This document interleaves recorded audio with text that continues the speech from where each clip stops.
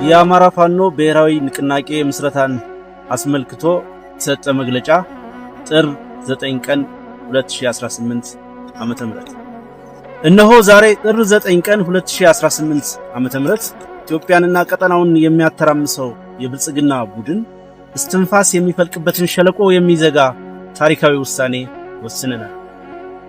ጓዶቻችን ለከፈሉት መስዋዕትነት የሚመጥን ተልኮን መከወን ግዴታችን የሆነ እኛ የአማራ ፋኖ አደረጃጀቶች፣ አመራሮች የአብይ አህመድ የስልጣን ዕድሜ የሚበቅልበትን ንቃቃት በፍጹም ወንድማማችነት እና አንድነት ደፍነነዋል። የአማራ ትግል አንድ ይሆን ዘንድ የአማራ ፋኖ ብሔራዊ ኃይልና የአማራ ፋኖ ህዝባዊ ድርጅት አመራሮች ድፍረትን፣ ወደ ሰፊነትን፣ ቆራጥነትን እና ለህዝብ መታመንን በሚጠይቀው ታሪካዊ ውሳኔያችን የፋኖን አንድነት እውን ማድረግ ችለናል። ለመላው የአማራ ህዝብ እንዲሁም ለመላው ኢትዮጵያውያን እንኳን ደስ ያላችሁ፣ እንኳን ደስ ያለን። አንድ መሪ፣ አንድ ድርጅት ሰይመናል። አሁን ወደ ስትራቴጂካዊ ግባችን የሚወስደን ምዕራፍ ወለል ብሎ ተከፍቷል። ሜዳውም ፈረሱም በእጃችን ሆኗል። እንደ ብዙዎቹ ነባር የዓለም ስልጣኔዎች ሁሉ ለረጅም ዘመናት በታሪካዊ መሰናክሎች ያልተደናቀፈ ቅብብሎሽ ያለው የግርማዊ ትላንት የታሪክ ባለቤት የሆነው የአማራ ህዝብ እንዲሁም ሀገራችን ኢትዮጵያ ከመቶዎች ለሚበልጡ ዓመታት በተለይም ከመካከለኛው ዘመን ጀምሮ የስልጣኔ ግጭት በወለደው የትውልዶች ጦርነት እየተፈተኑ ይገኛሉ። በዘመናዊው ታሪካችን በቀጥታ አማራን ኢላማ ያደረገው ተከታታይ ዘመቻ በውስጣዊ ድክመቶቻችን ታግዞ ሁሉንም ህዝቦች በተገቢው መልኩ አሳታፊ ባልሆነ የአሸናፊዎች ስርዓት ሀገራችን ያልተረጋጋና የመፍረስ ስጋት ያለባት ሀገረ መንግስት ሲያደርግ ህዝባችንንም ለከፋ የመጥፋት የህልውና አደጋ አጋልጦታል። ይህንን በራሳችን ወገኖች ኢትዮጵያውያን ባለቤትነትና ቅጥረኝነት የሚመራ ውስብስብ ሀገራዊና ህዝባዊ አደጋ ለመረዳትና የጋራ መግባባት ለመፍጠር ብሎም መፍትሄ ለማበጀት ብዙ ማገዶ ፈጅቶብናል። የአማራ ህዝብ ራሱን በመዘንጋትና ሀገሩን በማስቀደም እየኖረ በራሱም ሆነ በሀገሩ ላይ የተፈጠረውን ታላቅ ተቃርኖ በጊዜው ባለመረዳቱ ራሱን ያገኘው ሀገሩን ተነጥቆ ሀገር አልባ ሆኖ እንዲሁም መንግስት መር በሆነ የዘር ማጥፋት በከፋ የመጥፋት አደጋ ውስጥ ሆኖ ነው። በእርግጥ አማራው በመጥፋት ላይ ያለ ህዝብ ነው። ይህንን ህዝባዊ አደጋ ለመቀልበስ ብሎም ሁለንተናዊ ህዝባዊ ጥቅሞቹን ለማስከበር አዲስ ስልጣኔ ለመገንባት አዲስ አማራ አብዮት በማካሄድ ላይ እንገኛለን። የዚህ ህዝባዊ ቁጣ መነሻ ምክንያት የህልውና አደጋው ቢሆንም አደጋውን ከመቀልበስ ባሻገር ግዙፍ ራዕይ የቀነበበ ህዝባዊና ሀገራዊ እንዲሁም ቀጠናዊና ዓለም አቀፋዊ መሻቶችን ቀርጿል። የአዲሱ የአማራ ሊቅ ራስ ጠል እሳቤና ባህል የህዝባችን ፖለቲካዊ ድብታና ራስን ማግለል፣ በጥገኝነት በራስ ህዝብ ላይ የመቆመር ዝንባሌ፣ ያልተደራጀና የማይተማመን ፖለቲካዊ ማህበረሰብ መፈጠር፣ በጠላት ፍላጎት ልክ የተቀረጹ መጥፎ ኤሊቶች የስልጣን ወንበር ይዘው አማራን እንዳይደራጅ መከልከል ወይም መከላከል እንደ ህዝብ የመጥፋትን ስጋት ላስከተለ የህልውና አደጋ አጋልጠውናል። ይህንን የገጠመንን እንደ ህዝብ የመጥፋት አደጋ ለመቀልበስ ስንነሳ ብሎም ለብዙ አስርት ዓመታት ያጣነውን በራስ ሐሳብ መደራጀት ማስመለስ ተከትሎ ከመጥፋት ለመዳን የሚያስችለንን ትግል ማድረግ ችለናል። ትግሉም ስደተኛውን ፖለቲካችንን ህዝባዊ በሆነ እሳቤና አደረጃጀት መሬት ላይ በመትከሉም ሊጸና ችሏል። እንደ ማህበረሰብ ያጋጠመን ውስጣዊ የመበስበስ አደጋ ትግሉ በተፈለገው ፍጥነት እንዳያድግና ወደ ስትራቴጂካዊ አሸናፊነት እንዳያመራ በእጅጉ ፈትነውናል። ጠላቶቻችን በየጊዜው የተቃርኖ ቅኝትን ወደ ውስጥ በማስረግ ብሔራዊ አንድነታችንን ፈትነውታል። ይሁንና አዲሱ ትውልድ በፍጹም ብሔራዊ ቁጭት በመነሳት ይህንን ፈተና በጀግንነት ተጋፍጦታል። አሸንፏል። በዚህም ከውድቀት የሚነሳበትንና ከልዩነት ግርዶሽ ወደ ብሔራዊ አንድነት በመሻገር ህዝባዊ አሸናፊነት የሚያረጋግጥበትን ብሔራዊ ንቃት ተጠቅሞ የአደረጃጀት አንድነትን በትግል ለማሳካት ችሏል። ባለፉት ጊዜያት ባልተማከለ አደረጃጀት በቁርጠኝነት በተከፈለው የህይወት መስዋዕትነት የተገኙ ድሎች ያገዛዙን የስልጣን ምንጭ የሆነውን የመከላከያ ሰራዊት በማፈራረስ አገዛዙን ተራ የ4 ኪሎ ሸማቂ እንዲሆን አድርገነዋል። ትግሉ ያልተማከለ አደረጃጀት ስልትን መጠቀሙ ተለዋዋጭ እና ለአገዛዙ እንዳይመች በማድረግ በአጭር ጊዜ አገዛዙን በማያንሰራራበት ደረጃ ማዳከም ተችሏል። የአገዛዙን ጀነራሎች የጦር አዛዥነታቸውን ረስተው ምላሳቸው ብቻ የቀራቸው ተራ ካድሬዎች አድርገናቸዋል። የትግሉ የመጀመሪያው ምዕራፍ በድል በመጠናቀቁ የአገዛዙ ሰራዊት እየፈራረሰ በመሆኑ ፋኖ ወደ ተተኪ ሰራዊትነት ማደግ ስላለበትና ፖለቲካውን አደራጅቶ መምራት በማስፈለጉ አንድ የፋኖ አደረጃጀት ለመፍጠር በተደጋጋሚ ጥረቶች ተደርገዋል። በሂደቱም የትግሉ የእድገት ደረጃ የራሱን ድርሻ የሚወስድ ቢሆን ነባር የተቃርኖ ቅኝቶች እና ሰራጊ የፍላጎት ቡድኖች ጣልቃ ገብነትና መርዛማ የጠላት እጆች ዋና ፈተናዎቻችን ነበሩ። እነዚህን ውስጣዊ እና ውጫዊ ችግሮቻችንን ተቋቁመን በዚህ የተባረከ ቀን ዛሬ የአንድነት ሪባን ተቆርጧል። አንድ ሆነናል። በድጋሚ እንኳን ደስ ያለ። በዚህ የአደረጃጀት አንድነት የአማራ ትግል ነባርና ብልሹ ራስ ጠልና በታኝ ሐሳብና አሰላለፎችን አሸንፏል። ጎታች ከሆኑ አሰላለፎች በመላቀቅ የውድቀት ረግረግን በብሔራዊ ንቃቱ ተሻግሯል። በሰራዊቱና በደጀኑ ህዝብ ውስጥ ሲብሰለሰል የኖረውን ጥያቄ መልሷል። በአማራ አንድነት ላይ የነበሩ የተሳሳቱና አሉታዊ ምልከታዎችን አርሟል። ዛሬ የአማራ ፋኖ ብሔራዊ ንቅናቄ ሲመሰረት በቀደሙ የአደረጃጀት አንድነት የማምጣት ሂደት ወቅት የታዩ ድክመቶችና ክፍተቶችን በማረም እንዲሁም የሁሉንም ባለድርሻ ተሳትፎና ትምምን በመፍጠር ጭምር ነው።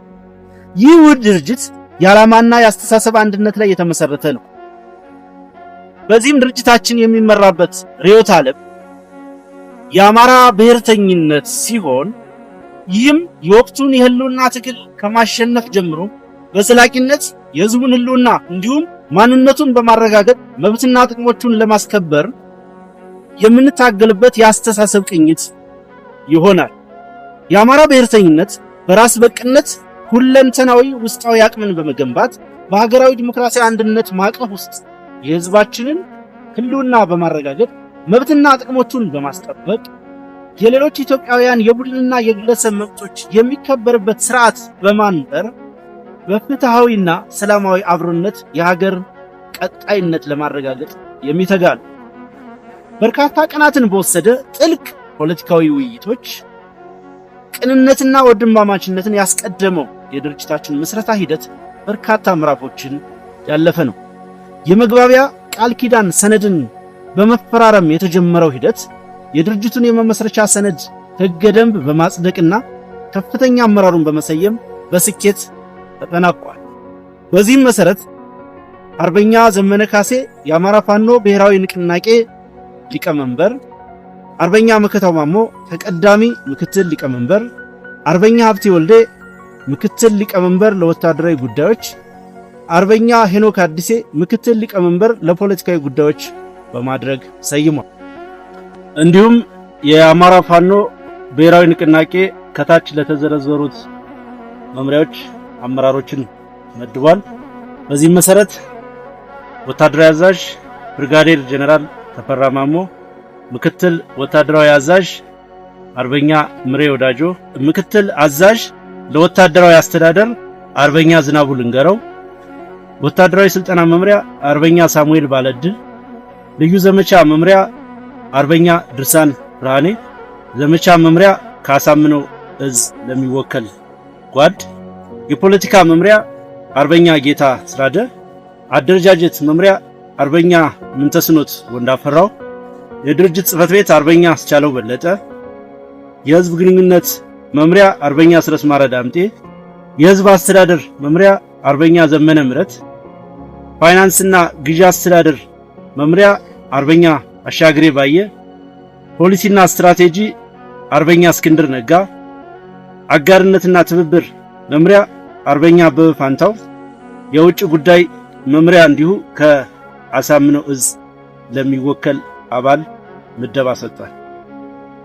በዚህ ታሪካዊ ዕለት የአማራ ፋኖ ብሔራዊ ንቅናቄ ቀጣዮቹን ቁልፍ መልእክቶች ያቀርባል። አንደኛ፣ መልእክት ለድርጅታችን ሰራዊት። ከፍተኛ መስዋዕትነት እየከፈልክበት ያለው ትግል ፍሬ እንዲያፈራና የተሟላ አሸናፊነት እንዲረጋገጥ የአደረጃጀት አንድነት የግድ እንደሆነ በተደጋጋሚ የተነሳው ሐሳብ ተገቢውን መልስ አግኝቶ የፋኖ አንድነት ተበስሯል። ይህ ትልቅ የምስራች የሚያስገኘውን ተጨማሪ አቅም በመጠቀም በጽናትና በቁርጠኝነት ትግሉን እንድትቀጥል ጥሪ እናቀርባለን። በትግል ሂደት አዲሱ ትውልድ በብሔራዊ ቁጭትና ንቃት ያገኘውን ያስተሳሰብ አቅም በመጠቀም ውስጣዊ ትግል የሚፈልጉ ነባር እክሎችን በዲሞክራሲያዊ መንገድ መታገል እንዲቀጥል እያሳሰብን የድርጅቱን ውህደት ተከትሎ ለሚመጡ የመዋቅርና የአሰራር ማሻሻያዎች ተገቢውን ምቹ ሁኔታ በመፍጠር በቅንነት መተባበር አስፈላጊ እንደሆነ እንገልጻለን። በተጨማሪም በየደረጃው ያለው መዋቅር ለቀጣይ ግዳጆች የሚያስፈልገው ወትሮ ዝግጁነት እንዲያረጋግጥ በጥብቅ እናሳስባለን። ሁለተኛ መልእክት ለመላው ህዝባችን። የትግሉ ደጀን የሆነው ህዝባችን በመድረኮች ሲያቀርብ ለነበረው የአንድነት ጥያቄ ምላሽ ማግኘቱ በድጋሚ ያበሰርን፣ እስካሁን ትግሉን በባለቤትነት በመውሰድ በትዕግስት የድርሻውን ኃላፊነት ወስዶ የፈጸመውን ትልቅ ብሔራዊ ጀብድ የአንድነት ጉልበት ተጠቅሞ እንደ አካባቢው ነባራዊ ሁኔታ አደረጃጀቶችን በመፍጠር ትግሉን አጠናክሮ እንዲቀጥል እናሳስባለን። ሶስተኛ መልእክት ለአማራ ዲያስፖራ። በተለያዩ የዓለም ክፍል የሚገኘው የአማራ ዲያስፖራ በትግሉ የመጀመሪያ ወቅት ሲያደርገው የነበረውን የነቃ ተሳትፎ በሂደት በተፈጠሩ የአመለካከት መዛነፎችና ጣልቃ ገብነቶች በተለይም የአደረጃጀት አንድነት ባለመምጣቱ ምክንያት በነበረው ግለት አለመቀጠሉና አቅሙን ተጠቅሞ ትግሉን በሚገባው መልክ ማገዝ አለመቻሉን አስተውለናል። ሆኖም ሰራዊቱ፣ ህዝቡና አብዛኛው ዲያስፖራው በጉጉት ሲጠብቀው የቆየው የፋኖ አንድነት ተጠናቆ ውህድ ድርጅት ለመመስረት በቅቷል። በዚህም እንኳን ደስ ያላችሁ እያል ለቀጣዩ የትግል ምዕራፍ ከናንተ የሚጠበቀውን ድጋፍ ለማድረግ እንዲያስችል በራስ ተነሳሽነት የአደረጃጀት አንድነት ከመፍጠር በተጨማሪም ትግሉን አስመልክቶ ከድርጅታችን የሚሰጡ አቅጣጫዎችንና መመሪያዎችን በቅንነት እንድትተገብሩ ከወዲሁ እናሳስባለን። አራተኛ መልእክት በጸረ አገዛዝ የትግል መስመር ላሉ ብሔራዊ የትግል ኃይሎችና የማህበረሰብ ክፍል። ሀገራችን አሁን ባለችበት ነባራዊ ሁኔታ በይፋ የዘር ፍጅት ያልታወጀበትና የህልውና አደጋ ያላንዣበበበት ኢትዮጵያዊ ወገን አለ ብለን አናምንም። ሁሉም ህዝብ ህልውናው አደጋ ውስጥ ነው። ኢትዮጵያ የገደል ጠርዝ ላይ ናት። በመሆኑም የፋኖ ትግል ለአማራ ህዝብ ህልውና እና ለሌሎች ኢትዮጵያውያን ወገኖችም ጭምር ፖለቲካዊ መዳን ወሳኝ መፍትሄን ያዘለ ነው። የአማራ ድል ለጉራጌውም፣ ለትግሬውም፣ ለኦሮሞውም፣ ለጉምዙም፣ ለአፋሩም፣ ለሶማሌውም፣ ለወላይታውም፣ ለሲዳማውም፣ ለጋሞውም እና ለሌሎችም ህዝቦች ድል ነው። በመሆኑም ሁሉም የፖለቲካ ቡድንና ሊቃን በጋራ በመቆም ለጋራ ጣፋንታ መታገል ይኖርባቸዋል። የዳር ተመልካች መሆን ለወረፋ ጥቃትና ጥፋት ይዳርጋልና። አብይ የአፍሪካ ቀንድ ሹል ቀንድ ነው። ሁሉንም እየወጋ ሁሉንም እያደማ ነው። ሁሉንም የቀጠናው ህዝቦች ቤት በእጁም በእግሩም እየረበሸ ነው። ስለሆነም ዘራፊውን የአብይ አህመድ አገዛዝ ለማስወገድ ኢትዮጵያውያን ወገኖች ብቻ ሳይሆኑ የቀጠናው ኃይሎች መተባበር አለባቸው። ይህን አገዛዝ ለማስወገድና ቀጠናውን ለማረጋጋት የሚደረጉ ትብብሮች በሙሉ ትክክል ናቸው። የቀጠናው ህዝቦች እረፍትና ልማት ይሻሉ ይገባቸውማል። አረመኔው አገዛዝ የሚከተለው ከፋፍሎ የማጥቃት የማስጠቃት ስልት ጊዜያዊ የስልጣን እፎይታ የፈጠረለት ቢሆንም ይህንን በመገንዘብ በትብብር አገዛዙን በማስወገድ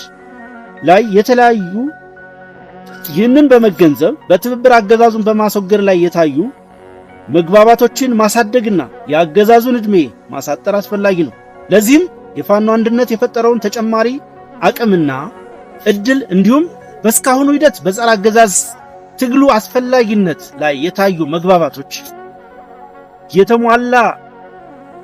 በተሟላ ሁኔታ በማቀናጀት የዘር ማጥፋቱን ጦርነት ከመመከት ወደ ስትራቴጂካዊ ማጥቃት በመቀየር አገዛዙን ለማስወገድ እንድንሰራ ጥሪ እናቀርብላችኋለን። 5 መልእክት ለዓለም አቀፉ ማህበረሰብ። አብይ አህመድ መሩ የብልጽግና አገዛዝ ስልጣን ከያዘበት ጊዜ ጀምሮ ላሉት ወደ 8 ለሚጠጉ ዓመታት በህዝቦች ላይ ከፍተኛ እልቂት መፈጸሙ እንደሚታወቅ እሙን ነው። አገዛዙ ሀገሪቱን የማያባራ ጦርነት ውስጥ በማስገባት በሁሉም ክልሎች ከፍተኛ የሰብአዊ ውድመት፣ ኢኮኖሚያዊ ድቀትና ማህበራዊ ቀውስን አስከትሏል። ይህ አገዛዝ ጸረ ህዝብ በመሆኑ ከችግሩ የማይታከም ከስህተቱ የማይማርና አንዳች ተአማኒነት ያልታየበት ነው። የአገዛዙ የጦረኝነት ባህሪ ከኢትዮጵያ ውስጣዊ ችግር አልፎ ቀጠናዊ ሰላምና መረጋጋት ላይ ተጨባጭ አደጋ ከፈጠረ ውሎ አድሯል። አገዛዙ በአማራ ህዝብ ላይ ያወጀው የዘር ማጥፋት ጦርነትና የተከተለው የህልውና አደጋ ጦርነቱን ከመቀልበስ ውጭ ሌላ አማራጭ ባለመኖሩ ፋኖ በህዝባዊ የትግል መስመር አገዛዙን ላለፉት 30 ወራት እየታገለም ይገኛል። ከፋኖም በተጨማሪ ሌሎች ጸረ አገዛዝ ብሔራዊ ኃይሎች በዚህ ህዝባዊ የትግል መስመር ውስጥ የህዝባቸውን ሁሉና ለማረጋገጥ በትግል ላይ ይገኛሉ። ይህንን ህዝባዊ ሀገራዊ ብሎም ቀጠናዊ አደጋ ማስወገድ፣ የህዝብን ደህንነት ማረጋገጥ ብሎም ተራዛሚ ቀጠናዊ ጦርነቶችን ማስወገድ ዓለም አቀፉ ማህበረሰብ ትኩረት የሚሰጠው ጉዳይ እንደሆነ እናምናለን። ከዚህም በመነሳት ጸረ ህዝብና ጸረ ሰላም ለሆነው የብልጽግና ኃይል የሚደረገውን ድጋፍ በማቆም እንዲሁም አስፈላጊውን ጫና በማድረግ የአገዛዙን የጥፋት አቅም በማሳጣት እንድትተባበሩ ጥሪ እናቀርባለን። በተጨማሪም የፋኖንና የሌሎችን የጸረ አገዛዝ ትግል የሚያደርጉ ኃይሎችን ትብብር በተቻለው አቅም እንድትደግፉ ጥሪ እናቀርባለን። የእርዳታ ድርጅቶችም በጦርነቱ ለተጎዳው ህዝባችን አስፈላጊውን ሰብአዊ እርዳታ እንዲደርስለት የሚቻለው እንድታደርጉ ጥሪ እያቀረብን በእኛ በኩል አስፈላጊውን ትብብር ለማድረግ እንደምናደርግ ልናሳውቅ እንወዳለን። 6 መልእክት ለመለዮ ለባሹና ለሚሊሻ ኃይል። የአገዛዙ የስልጣን ምንጭ ህዝብ ሳይሆን የመለዮ ለባሾች ደም እንደሆነ ለእናንተ የተሰወረ አይደለም። አገዛዙ የስልጣን ዕድሜውን እስካራዘመለት ድረስ ለህይወታችሁ ደንታ የሌለው መሆኑም ከናንተ የተሰወረ አይደለም። የፋኖ ትግል ሁሉም ኢትዮጵያዊ ተከብሮ የሚኖርባት ሀገር መገንባት የናንተ መለዮ ለባሾች ደህንነትና ክብር ተጠብቆ ሀገራችሁን እንድታገለግሉ የምትከፍሉት የህይወት መስዋዕትነትም ትርጉም እንዲኖረው ማድረግ ነው። ሞታችሁ ለሀገራችሁ ሳይሆን ለአንድ ሰው ደም ለማይጠረቃ አገዛዝ መሆኑን ተረድታችሁ ወደ ፋኖ ትግል እንድትቀላቀሉ ጥሪ ያቀረብን ሙሉ መዋቅራችን ከመቼውም ጊዜ በተለየ እናንተን ለመቀበል ዝግጁ መሆኑን እናረጋግጣለን። የአማራ ፋኖ ብሔራዊ ንቅናቄ ለድርጅታችን ምስረታ ስኬት ለተጉ ሁሉ የላቀ ክብር ያለው መሆኑን እየገለጽ በተለይም ለመላው የአማራ ህዝብና ለሀገር ወዳድ ኢትዮጵያውያን ለማይቋረጠው ልባዊ ድጋፋችሁና ለምክራችሁ ለግሳጼያችሁ እናመሰግናለን። ልፋታችሁ ይህንን አንድነት ወልዷል። ለመላው የፋኖ አባላት ለፍጹም ንጹህ ጓዳዊ ግፊታችሁና አንድነት ናፋቂነታችሁ እናመሰግናለን። የናንተ የቀን ከሌት ጉትጎታና ውትወታ ባይኖር ሰንፈን የምንዝል አንታጣም ነበር። ደማችሁም ግፊታችሁም ይህንን አንድነት ወልዷል። ለመላው የሁለቱ ድርጅት አመራሮች በተለይ በዚህኛው የአንድነት ሂደት ላሳያችሁት አመራርና ቁርጠኝነት ከፍተኛ ክብርና ምስጋና ይገባችኋል። በተለይም የአንድነት ሂደቱን ያሳለጣችሁ የሁለቱ ድርጅቶች የቴክኒካል ኮሚቴ አባላት እጅግ ታላቅ ክብር ይገባችኋል። ያሳያችሁት የአመራር ብቃት፣ ጥበብና መፍትሄ አፍላቂነት ልዩ ነበር። ሂደቱን ለታዘቡ ሽማግሌዎች በልዑል አስፋወሰን አስራተ ካሳ የሚመራው እና አምባሳደር ብርሃነ መስቀል ነጋ እና ሻለቃ ዳዊት ወልደ ጊዮርጊስን ጨምሮ 7 አባላትን ያካተተው የታዛቢዎች ቡድን ሂደቱን በገለልተኛነት በመከታተል ቴክኒካል ኮሚቴው በጠየቃቸው ጊዜ ሁሉ ደግሞ የመፍትሄ ሐሳብ በማቅረብ ላደረጉት አስተዋጽኦ ታላቅ ክብርና ምስጋና እናቀርባለን። በመጨረሻም ድርጅቱን ለማዋለድ ከተከፈለው መስዋዕትነት ባልተናነሰ መልኩ ድርጅቱን በዘላቂነት ለማጽናት የሚገጥሙ ፈተናዎችን ለማሸነፍ ከላይ የተጠቀሳችሁ እና ሌሎች ባለድርሻ አካላት ገንቢ ሚና እንድትጫወቱ ታሪካዊ ጥሪያችንን እናቀርባለን። ጥር 9 ቀን 2018 ዓመተ ምህረት የአማራ ፋኖ ብሔራዊ ንቅናቄ የህዝብ ግንኙነት መምሪያ። ሌላው ከዚህ መግለጫ በኋላ የሚደረጉ ለህዝብ ይፋ የሚደረጉ የህዝብ ግንኙነት ጉዳዮችን አስመልክቶ የተዘጋጀ መርሃ ግብር ስላለ ሚዲያዎች እና መላው ህዝብ እንዲያውቀው በዛ መሰረት ነው ሂደቶች የሚከናወኑት። በመሆኑም ዛሬ ጥር 9 ቀን 2018 ዓመተ ምህረት እንዲህ መግለጫ ለህዝብ ከተሰራጨ በኋላ በነገው ዕለት ከዚህ በፊት ትግሉን እዚህ ያደረሱ የእዝ ከፍተኛ አመራሮች ነገ በዝርዝር ይፋ እናደርጋለን። እንዲሁም የአዲሱ ድርጅት ከፍተኛ አመራሮች እንኳን ደስ አላችሁ መልእክትና ስለ ድርጅቱ መስረት አስመልክቶ የሚሰጡት ማብራሪያ ይኖራል። ለዚህ የህዝብ ግንኙነቱ መምሪያው ሁኔታዎችን ያመቻቻል ማለት ነው። ከዛ በኋላ በሚኖሩት ጊዜያት ደግሞ ይህንን ሂደት በገለልተኛነት ሲከታተሉ የቆዩ ታዛቢ ሽማግሌዎችና የቴክኒካል ኮሚቴ አባላቱ ስለ ድርጅት መስረታ ሂደቱ ለህዝብ ይፋ ያደርጋሉ። በሚቀጥሉት ቀናት በውጭ ለሚገኙ ሚዲያዎች፣ ለኤምባሲዎችና ሌሎች ለሚመለከታቸው አካላት የድርጅቱ የሚመለከታቸው የመምሪያ ኃላፊዎች ማብራሪያ ያቀርባሉ ማለት ነው። እጅግ በጣም አመሰግናለሁ።